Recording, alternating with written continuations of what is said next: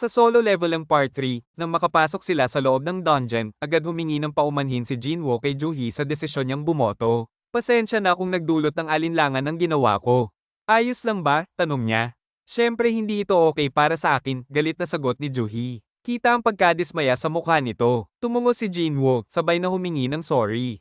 Dumating sila sa harapan ng isang napakalaking pinto, isang bagay na hindi pa nila nakikita. Lahat sila ay hindi makapaniwala sa laki nito na ngayon lang nila nasaksihan. Hindi ba't mapanganib ang pagpasok dito? Tanong ng isa sa mga hunters, nag-aalangan sa laki ng pinto at sa kung anong naghihintay sa loob. Pinangunahan ng leader ng grupo ang pagbukas sa malaking pinto.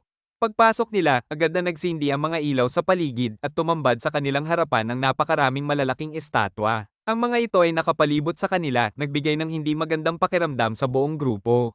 Para bang bawat isa ay may mga mata na nagmamasid na nagiging sanhi ng takot at kaba sa kanilang puso. Habang pinagmamasdan ni Jinwoo ang mga estatwa, agad siyang nakaramdam ng matinding takot. Pakiramdam niya ay parang may mga mata na nakatingin sa kanila mula sa bawat sulok ng dungeon. Ang pakiramdam na iyon ay tila gumugupo sa kanyang isipan.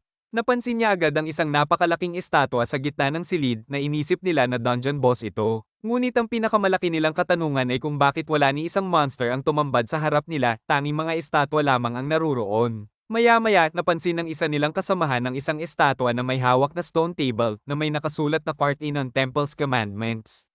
Binasa nila ito at napansin na may mga kautosang kailangan nilang sundin upang makaligtas. Ngunit sa hindi inaasahan, gumalaw ang mata ng isa sa mga malalaking estatwa. Agad tinawag ni Juhee si Jinwoo na nakaramdam ng hindi maipaliwanag na kilig ng takot. Sinabi ng leader ng grupo, kung may hindi susunod sa mga commandments, hindi na makakalabas ng buhay. Biglang nagsara ang malaking pinto at nagdesisyon ng isa sa mga hunters na umatras. Pinilit niyang buksan ang pinto upang makalabas, ngunit sa isang iglap, gumalaw ang isa sa mga estatwa at inatake siya. Sa isang mabilis na galaw, ang hunter ay agad pinatay ng estatwa. Ang buong grupo ay nagulat sa nangyaring mabilis na pagkamatay ng kanilang kasamahan. Ang takot ay bumalot sa lahat at ang mga mata nila ay nagmasid sa bawat galaw ng mga estatwa na ngayoy tila nagiging buhay.